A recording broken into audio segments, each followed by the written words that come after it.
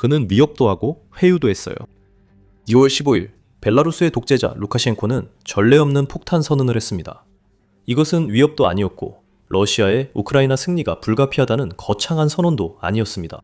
4년 만에 처음으로 루카셴코는 깨어나서 정말 어쩌면 푸틴의 앞잡이 노릇을 하는 것이 2026년에 우크라이나와 국경을 맞댄 나라에게는 그다지 좋은 일이 아닐 수도 있다는 사실을 깨달았습니다. 우크라이나는 언제든지 미사일과 드론을 벨라루스로 날릴 수 있기 때문이죠. 그리고 이제 수년간의 위협과 주장 끝에 루카셴코는 푸틴이 결코 예상하지 못했던 일을 하고 있습니다. 바로 사과하고 물러서는 것입니다. 키이우 포스트가 알아라비아와의 인터뷰에서 루카셴코가 한 발언을 보도한 내용에 따르면 벨라루스 독재자는 자신의 수사를 완전히 뒤집고 이제 러시아와 우크라이나 사이의 평화를 촉구하고 있습니다. 루카셴코는 벨라루스가 푸틴의 전쟁에 개입할 가능성을 터무니없다고 했으며 조상들이 우크라이나에 묻혀 있고 벨라루스에도 푸틴의 야망으로 피해를 입은 이들과 가까운 사람들이 많다는 점을 강조했습니다. 벨라루스 가정은 우크라이나에, 우크라이나 가정은 벨라루스와 남부 지역에 살고 있습니다. 서로 한 가족이 된 집안들도 있습니다. 그들은 결혼해 아이를 키우며 평범하게 살아왔습니다. 루카셴코는 푸틴이 난동을 부리기 전 더 평화로웠던 시절을 감상적으로 회상하며 국경이 없었다고 말했습니다. 누군가가 잘못된 선택을 크게 후회하는 듯합니다. 그리고 루카셴코가 물러서는 데에는 충분한 이유들이 있습니다. 루카셴코가 우크라이나와 벨라루스가 한때 조화로웠다고 주장하는 것은 전쟁 내내 그가 해온 발언들과 정반대입니다. 4년이 넘는 시간 동안 루카셴코는 충직한 앞잡이로서 매번 푸틴을 치켜세우고 자신의 나라를 러시아와 동맹시키며 우크라이나 대통령 볼로디미르 젤렌스키를 온갖 모욕적인 말로 불러왔습니다. 한때는 그를 쓰레기라고까지 칭한 적도 있습니다. 이제 루카셴코는 더 단순했던 시절을 그리워하는 것에 더해 우크라이나와 그 지도자에게 직접 사과를 전하기도 했습니다. 루카셴코는 볼로디미르 알렉산드로비치가 이 말에 기분이 상했다면 사과한다고 밝혔습니다. 그는 우크라이나 대통령의 가운데 이름까지 언급했습니다. 그는 우크라이나가 자국으로부터 공격받지 않을 것이라 안심해도 된다고 했습니다. 벨라루스, 저로부터 군사행동은 기대하지 않으셔도 됩니다. 물론 루카셴코는 자신이 그런 발언을 한 것은 우크라이나가 필요하다면 자신을 제거할 수 있다는 위협 때문이었다고 주장하며 사과에 단서를 달았습니다. 하지만 이런 변명이 있어도 이는 루카셴코의 우크라이나에 대한 입장의 큰 변화입니다. 그리고 이 변화가 얼마나 놀라운지 이해하려면 우리는 루카셴코가 오랫동안 푸틴의 꼭두각시 노릇을 해온 이 전쟁을 살펴볼 필요가 있습니다. 우리는 2022년 2월부터 시작합니다. 푸틴이 병력을 모을 때 벨라루스는 전쟁 개입을 주저하지 않았습니다. 그리고 러시아는 동시에 우크라이나를 침공할 생각이 없다고 주장하거나 며칠 만에 우크라이나가 무너질 것이라고 했던 이른바 특별 군사작전을 준비하고 있다고 주장하고 있었습니다. 루카셴코는 그 말을 그대로 믿었습니다. 푸틴과 그의 군대가 우크라이나를 쉽게 점령할 것이라 확신한 듯한 벨라루스 독재자 루카셴코는 푸틴이 벨라루스의 군대를 주둔시키고 침공 전초기지로 쓰는 것도 허락했습니다. 푸틴이 침공하기 전 겨울 동안 3만 명이 넘는 러시아군이 훈련이라는 명목으로 벨라루스에 들어왔습니다. 하지만 실제로 그들은 벨라루스가 우크라이나와 공유하는 1084km 국경을 넘을 준비를 하고 있었습니다. 2022년 2월 24일 그들은 정말 그렇게 했습니다. 그리고 러시아가 초반에 빠른 진전을 이루었고 보도에 따르면 초반 몇 시간 동안 젤렌스키 본인을 생포할 뻔하기도 했지만 2022년 4월 가디언지의 보도에 따르면 우크라이나는 맹렬한 방어를 펼쳤습니다. 러시아는 밀려났습니다. 곧 서방의 지원이 물밀듯이 들어왔고 짓밟힐 것 같았던 그 나라는 오늘날의 군사 강국으로 진화하기 시작했습니다. 그것은 루카셴코에게 경고가 되었어야 했습니다. 막강한 러시아가 훨씬 작은 나라를 점령하지 못한 것은 루카셴코에게 푸틴의 힘을 믿는 것이 잘못된 선택임을 알려주었어야 했습니다. 하지만 강경 발언과 러시아 지지는 4년 넘게 이어졌습니다. 2023년 2월 벨라루스의 반정부 단체 비폴이 벨라루스의 마샬리치 공군기지에 주둔 중이던 러시아의 A-50 조기 경보 통제기를 무력화한 후에도 루카셴코는 분명히 할 말이 많았습니다. 두 번의 폭발로 러시아의 3억 5천만 달러 상당의 장비가 파괴되었습니다. 루카셴코는 또 다른 경고를 무시하는 듯 보였습니다. 루카셴코는 푸틴을 계속 지원했으며 러시아에서 합동 군사훈련도 실시했습니다. 이 훈련들은 종종 우크라이나 국경과 가까운 곳에서 이루어져 이러한 훈련이 위협임을 분명히 했습니다. 2025년 1월 루카셴코는 러시아가 벨라루스를 침공, 전초기지로 사용하는 것을 허락한 것에 대해 후회하지 않는다고 선언했습니다. 그는 심지어 푸틴을 자신의 형과 같다고 주장하기도 했습니다. 그 당시에는 우리가 방금 본 180도 전환의 징후가 전혀 없었습니다. 오히려 루카셴코는 2026년부터 강경 발언을 더욱 강화했습니다. 5월 12일 루카셴코는 벨라루스가 전쟁에 대비하기 위해 군 부대를 선별적으로 동원하겠다고 선언하면서 정신을 잃은 듯한 모습을 보였습니다. 그는 신의 뜻이라면 피할 수 있을 것이라는 단서를 덧붙이기도 했습니다. 하지만 모든 징후는 벨라루스의 독재자가 자신의 나라를 전투에 대비시키고 있다는 것을 가리키고 있었고, 벨라루스가 싸워야 할 나라는 오직 하나, 우크라이나뿐이었습니다. 이 발언은 6,000명의 예비군과 병력이 참여한 점검과 훈련이 실시된 직후에 나왔습니다. 그리고 훈련에 대해 말하자면 벨라루스는 이전보다 훨씬 더 우크라이나 전쟁에 직접적으로 관여하는 방향으로 한층 더 큰 발걸음을 내딛는 듯 보였습니다. 5월 21일 대륙간 탄도미사일을 실은 트럭들이 벨라루스 숲으로 대거 진입하는 장면이 목격됐습니다.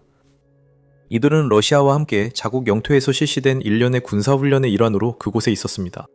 푸틴과 루카셴코 모두 이 훈련을 지켜봤으며, 이 훈련은 러시아의 명령이 떨어지면 벨라루스 군인들이 전술 핵무기를 준비하고 배치할 수 있도록 하기 위해 만들어졌습니다. 3일간의 훈련이 끝난 후 루카셴코가 마침내 벨라루스 군대를 러시아에 넘겨 마음대로 하게 한 것처럼 보였습니다. 이제 우리는 여기까지 왔습니다. 훈련이 끝난 지 한 달도 안 돼 루카셴코는 젤렌스키에게 사과하며 우크라이나 지도자를 인간 쓰레기, 나치라 한 발언이 분노에서 나온 것이며, 자기 나라의 존립을 위해 싸우는 사람에게 부당했다고 주장합니다. 그래서 이런 질문을 해야 합니다. 왜 루카셴코는 물러서서 사과한 걸까요? 여러 이유가 있습니다. 예를 들어 5월 20일 우크라이나의 새 목소리가 벨라루스인의 80%가 푸틴의 전쟁 참여에 반대한다고 밝혔습니다. 그것은 루카셴코의 얼굴에 찬물을 끼얹는 일이었을 것입니다. 푸틴의 명령에 따라 루카셴코가 열을 올리고 안절부절 못하고 있을 때 그의 국민 대다수는 루카셴코가 준비하는 것처럼 보였던 전쟁 동원령을 절대 받아들일 수 없다고 그에게 말하고 있었습니다. 자신의 독재 정권을 유지하기 위해 자신의 목숨을 지키는 것이야말로 루카셴코가 푸틴의 손아귀에서 적어도 부분적으로 벗어나려고 했던 모든 동기였을지도 모릅니다. 하지만 그게 전부는 아닙니다. 단순한 자기 보존을 넘어서 루카셴코가 아무도 예상하지 못했던 180도 전환을 한 데에는 세 가지 이유가 있습니다. 이 세 가지 이유가 합쳐져 벨라루스 독재자를 무릎 꿇게 만들었고, 그는 우크라이나 앞에 머리를 숙이고 있습니다. 본격적으로 시작하기 전에 짚고 넘어갈 점이 있습니다. 여기는 더 밀리터리 쇼이며 지금 보고 계신 것이 우리가 영상을 만드는 이유입니다. 권력의 움직임과 루카셴코 같은 인물의 결정에 영향을 주는 요인을 보여주기 위해서입니다. 계속 보고 싶으시다면 채널을 꼭 구독해주세요. 세 가지 이유가 있습니다. 첫째, 우크라이나와 무관합니다. 이것은 러시아와 밀접하게 연관되어 있습니다. 루카셴코는 인터뷰에서 벨라루스가 우크라이나 전쟁에 직접 개입할 경우 방어에 거의 러시아에 의존할 수밖에 없다는 점을 인정했습니다. 그 점은 항상 당연한 것으로 여겨졌지만 여기서 중요한 사실은 루카셴코가 이것이 실제로 무엇을 의미하는지 알고 있다는 것입니다. 벨라루스는 자국 영토를 보호하기 위해 러시아가 충분한 지원을 제공해 줄 것이라고 믿을 수 없습니다. 루카셴코는 분쟁 참여는 받아들일 수 없고 벨라루스가 취약해진다고 말하며 이를 푸틴에게도 이미 전했다고 주장합니다. 우리는 우크라이나와 러시아 간의 전쟁이 벨라루스 영토로 확산되는 것은 절대 용납할 수 없다고 여러 번 말해왔습니다. 루카셴코는 푸틴과 이 문제를 논의했다고 주장합니다. 이것은 벨라루스의 미친 독재자에게 드물게 찾아온 분명한 판단의 순간이지만 새로울 것은 아닙니다. 루카셴코가 아무리 미쳐 보일 수 있어도 그는 적어도 지난 몇 년간 러시아의 이른바 보호가 실제로 얼마나 의미 없는지 똑똑하게 파악할 정도의 지능은 있습니다. 푸틴은 동맹국들에게 보호를 제공하겠다는 약속으로 수년간 러시아의 지정학적 영향력을 구축해왔습니다. 하지만 그 허상은 2024년 12월 시리아 독재자 바샤르 알아사드와 그의 정권이 급격한 반군 봉기로 무너졌을 때부터 흔들리기 시작했습니다. 푸틴은 자신의 가장 가까운 동맹 중 한 명이었던 인물을 보호하기 위해 아무런 조치도 취하지 않았고, 심지어 아사드가 몰락하기 전 협상에서 양보를 거부한 것에 대해 개인적으로 불만을 키우기 시작했습니다. 2026년이 되자 루카셴코는 러시아와 동맹을 맺은 지도자들의 상황이 점점 더 악화되는 것을 지켜보게 되었습니다. 니콜라스 마두로는 베네수엘라를 이끌며 러시아와 강한 유대 관계를 쌓고 있었지만 1월 미국의 급습으로 체포되어 본국으로 성환되는 신세가 되었습니다. 이란에서 에피퓨리 작전 시작 후 미국은 최고 지도자 알리 하메네이를 사살했습니다. 두 경우 모두 이들은 러시아 무기에 많은 돈을 쓰고 위기 시 푸틴이 자신들을 도울 것이라 믿었습니다. 그러나 아라사드 때처럼 러시아는 모든 지원이 무너질 때 미약한 비난 성명만 냈습니다. 최근 4월에도 루카셴코는 러시아 아프리카 군단이 말리 주요 거점에서 철수하는 것을 보았을 것입니다. 이는 푸틴의 보호 약속이 실제로 시연대에 오르면 얼마나 무의미한지 다시 보여준 사례입니다. 루카셴코 같은 사람조차도 자신이 러시아와 직접 연결된 국가를 통치하고 있다는 이점이 있음에도 불구하고 이것이 보내는 분명한 메시지를 무시할 수 없습니다. 벨라루스가 우크라이나와 싸우면 러시아는 돕지 않을 것입니다. 루카셴코도 이를 알고 있습니다. 그래서 루카셴코는 벨라루스가 취약하다고 말합니다. 루카셴코는 푸틴이 아무런 조치도 하지 않는 동안 여러 정권이 무너지는 것과 러시아 방공 시스템이 수년째 우크라이나 드론과 미사일이 러시아 영토 내 목표물을 타격하는 것을 번번이 막지 못하는 모습을 지켜봤습니다. 과도한 보호 약속 후 제대로 지키지 않는 것이 러시아식입니다. 푸틴의 신뢰도는 그의 행동으로 무너졌습니다. 니카라과, 쿠바, 말리 등 여러 아프리카 소국들처럼 러시아의 영향력이 컸던 국가들조차 이제 러시아를 신뢰하는 것이 현명한지 의문을 갖고 있습니다. 이는 푸틴이 항상 자신을 우선시한다는 점이 분명해졌기 때문입니다. 루카셴코도 그 나라들이 던지는 같은 질문을 자신에게 하고 있을 것입니다. 그리고 이제 러시아에 모든 것을 거는 건 늦었지만 그는 조심스럽게 다시 달걀을 꺼내려 합니다. 러시아가 벨라루스를 위해 싸워줄 거라 믿을 수 없기 때문입니다. 아무도 러시아를 믿지 않습니다. 하지만 벨라루스가 취약하다는 발언으로 돌아가 봅시다. 그 주장은 당신이 생각하는 것보다 더 많은 것을 드러냅니다. 왜냐하면 그것은 단순히 러시아가 벨라루스를 보호할 가능성이 낮다는 것만을 의미하는 것이 아니기 때문입니다.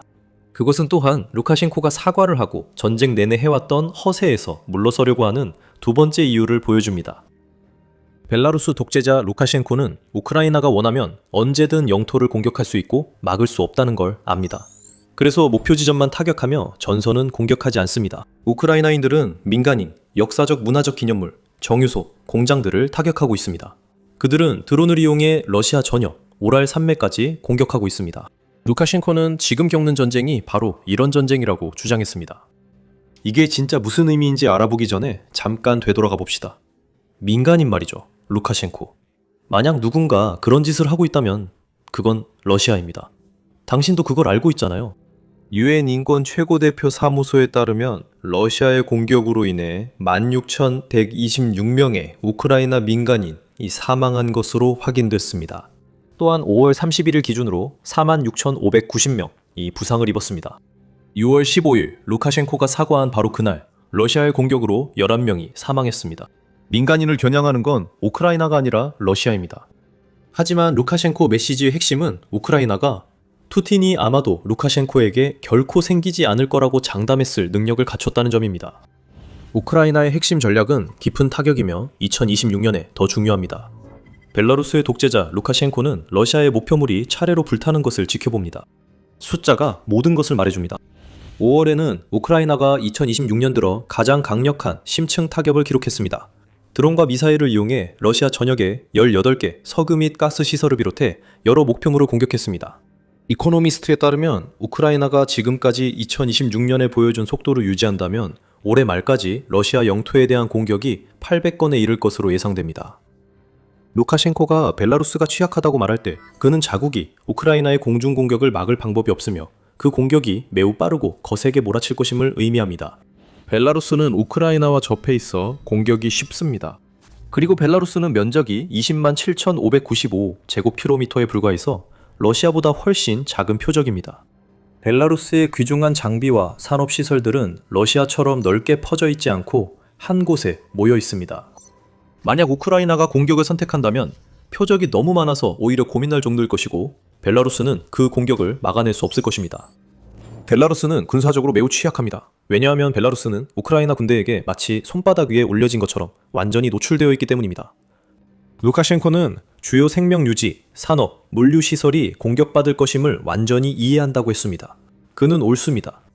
군사적으로 우크라이나는 벨라루스를 완전히 파악하고 있습니다. 루카셴코가 강경 발언을 실행해도 얻을 것은 없습니다. 그래서 그는 정반대의 접근 방식을 취하고 있습니다. 그는 용서를 구하며 연간 약 20억 달러를 정제유 판매나 러시아 석유 및 가스 판매의 중개인 역할로 벌어들이는 나라의 에너지 시설에 우크라이나 드론이 날아드는 일을 결코 보지 않기를 바라고 있습니다. 그래서 우리는 루카셴코가 갑자기 태도를 바꾼 마지막 이유에 도달합니다.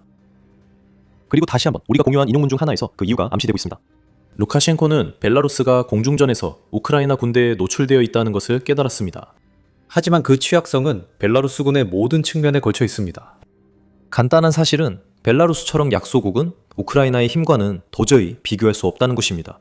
이 문제는 우리가 이미 언급한 러시아의 보호 딜레마로 인해 더욱 복잡해집니다. 숫자를 한번 살펴봅시다. 5월 20일 루카셴코가 동원령을 위협한 이후 우크라이나의 언론 뉴 보이스 오브 우크라이나는 우크라이나 국회의원 로만 베즈뮤프와 좌즈니이의 발언을 보도했습니다. 그는 벨라루스가 약 4만 6천 명의 징집병으로 이루어진 군대를 보유하고 있지만 탄약과 장비, 특히 그 군대를 지원할 장갑차 부문에서 엄청난 부족 현상을 겪고 있다고 밝혔습니다. 로만 베즈 디플레이터니는 러시아가 벨라루스가 보유한 대부분의 비축분을 빼앗아갔다고 말했으며 이로 인해 벨라루스는 사실상 무방비 상태로 남게 되었다고 밝혔습니다. 설령 군대에 보급품이 있어도 우크라이나는 러시아군에 월 3만 명 넘는 사상자를 내고 있습니다. 한 달 만에 벨라루스 군대의 2분의 3가 전멸하고 나머지도 다음 달 안에 버티지 못할 것입니다. 군사적으로 벨라루스가 우크라이나에 우위를 점할 방법은 러시아가 벨라루스에 핵무기를 배치하는 것 외에는 없습니다. 글로벌 파이어 파워에 따르면 우크라이나는 90만 명의 현역 병력과 400만 명의 예비군을 보유하고 있습니다. 우크라이나는 연간 450억 달러를 국방에 지출하는데 이는 벨라루스보다 45배나 많은 금액입니다. 우크라이나는 항공기 수도 2배나 많고 이를 운용하는 경험도 훨씬 많으며 탱크 수도 2배이고 장갑차도 약 4만 대 더 보유하고 있습니다. 그리고 드론도 있습니다. 수백만 대의 FPV 드론과 수만 대의 장거리 및 중거리 타격 드론이 있습니다. 이 금속 군대는 벨라루스가 역사상 한 번도 마주한 적 없는 존재이며 루카셴코가 어떤 싸움을 시작하려 해도 단숨에 끝내버릴 것입니다. 이 세 가지 문제를 보면 푸틴이 왜 가장 아끼는 꼭두각시가 우크라이나에 굴복하는지 알 수 있습니다. 전쟁이 우리 곁에서 일어나고 있습니다. 우리는 이 전쟁을 원하지 않습니다. 우크라이나인과 러시아인이 겪는 고통만큼 우리도 고통받을 수 있기 때문입니다. 루카셴코는 인터뷰 말미에 밝혔습니다. 그는 덧붙여 말했습니다. 그리고 저는 항상 이 갈등이 끝나야 하며 갈등 당사자들 사이에 평화협정이 체결되어야 한다고 믿어왔습니다. 글쎄요, 당신이 항상 그렇게 믿었던 건 아니잖아요, 루카셴코? 만약 그랬다면 그렇게 오랫동안 그리고 그렇게 직접적으로 푸틴을 지지하지는 않았을 겁니다. 하지만 이제 루카셴코는 자신이 우크라이나의 거인과 맞설 수 없는 작은 존재임을 깨달은 듯합니다. 그 싸움은 희망이 없고 벨라루스는 지도에서 사라질 것입니다. 인구 80%가 전쟁을 지지하지 않아 싸움을 거부할 것입니다. 루카셴코는 두려움에 떨고 있기 때문에 물러서고 있는 것일지도 모릅니다. 그래도 아무것도 아닌 것보다는 낫고 늦더라도 안 하는 것보다는 낫습니다. 푸틴의 꼭두각시가 방금 줄 하나를 끊었습니다. 앞으로 몇 달 안에 더 많은 일이 일어날 수도 있습니다. 우리가 지금 보고 있는 것은 몇 달간의 광기 끝에 찾아온 명확함의 순간인 것 같습니다. 몇 주 전만 해도 우크라이나는 루카셴코의 동원령 발언으로 벨라루스와의 전쟁을 준비해야 할 듯 보였습니다. 우리는 그 발언들과 그 당시 그것들이 어떤 의미일 수 있는지 분석했습니다. 더 자세한 내용을 알고 싶으시면 저희 영상을 확인해보세요. 이 영상이 재미있으셨다면 더 미리터리 쇼로 구독해 우크라이나 전쟁 최신 소식을 받아보세요. 항상 시청해주셔서 감사합니다.